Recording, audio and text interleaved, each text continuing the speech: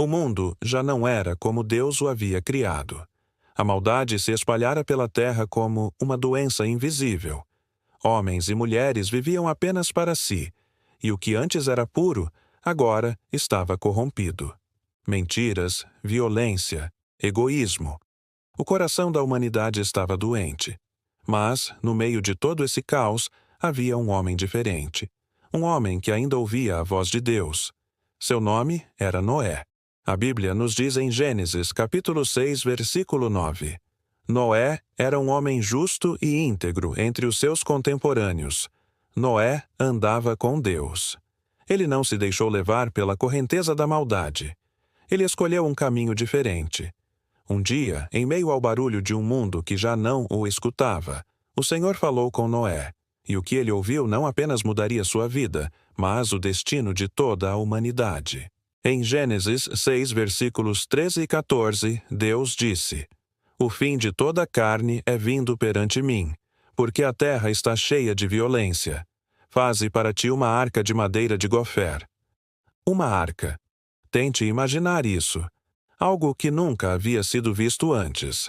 Um navio de proporções colossais, construído em terra firme, num tempo em que a chuva, como a conhecemos, era uma lenda. Você sabia disso? De acordo com Gênesis, capítulo 2, até o dilúvio, nunca havia chovido sobre a terra. O solo era regado por um vapor que subia do chão. Então, imagine o escândalo. Um homem, idoso, construindo um navio gigantesco, longe de qualquer oceano. As pessoas, é claro, zombavam dele. Chamavam Noé de louco, de fanático, de um sonhador que havia perdido o juízo. Dia após dia, enquanto o sol forte batia em suas costas, Noé continuava martelando, serrando, aplicando betume. Sua única bússola era a fé. Seu único guia, a voz divina que ecoava em seu coração. E por 120 longos anos, ele não apenas construiu, ele também pregou. Sua mensagem era simples e urgente.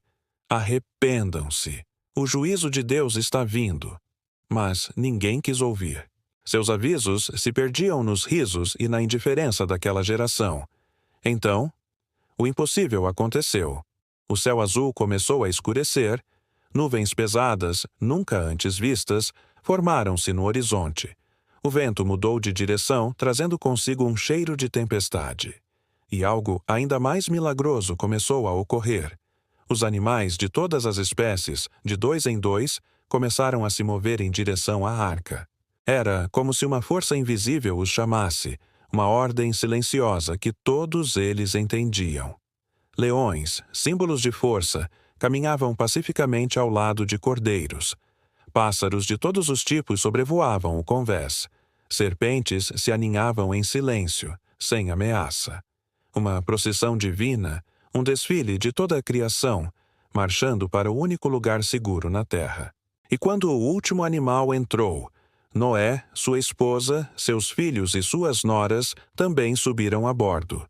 E então, um detalhe poderoso é revelado em Gênesis capítulo 7, versículo 16. A porta da arca foi fechada, mas não foi Noé quem a fechou. A Bíblia diz que foi o próprio Senhor quem a fechou por fora. O tempo da oportunidade havia acabado, e a chuva caiu. Não uma chuva comum, mas um dilúvio. As fontes do grande abismo se romperam, e as comportas do céu se abriram. Por 40 dias e 40 noites, as águas subiram sem parar, cobrindo tudo. As colinas, os vales e até as mais altas montanhas desapareceram sob o oceano que agora cobria o planeta. O mundo, como se conhecia, deixou de existir. Mas, dentro da arca, aquele símbolo flutuante de fé e obediência, havia vida. Havia esperança. Ali, em meio ao som ensurdecedor da tempestade e da destruição, o som das gotas na madeira se misturava às orações de uma família que confiou. Aqui está um fato fascinante. As dimensões da arca, descritas com precisão na Bíblia, 300 côvados de comprimento, 50 de largura e 30 de altura, têm proporções quase idênticas às usadas hoje em grandes navios modernos. Estudos de engenharia naval já comprovaram que essa proporção oferece uma estabilidade incrível em águas agitadas. Seria isso uma mera coincidência? Ou o projeto perfeito de um engenheiro divino? Depois de muitos meses flutuando sobre as águas, a chuva finalmente parou. O vento cessou e o mar se acalmou. Noé, então, soltou um corvo que ia e voltava, mas não encontrava terra seca. Depois ele soltou uma pomba. Na primeira vez, ela voltou sem nada. 7 dias depois, ele a soltou novamente, e ela retornou ao entardecer com um ramo de oliveira recém-colhido em seu bico. Era o sinal.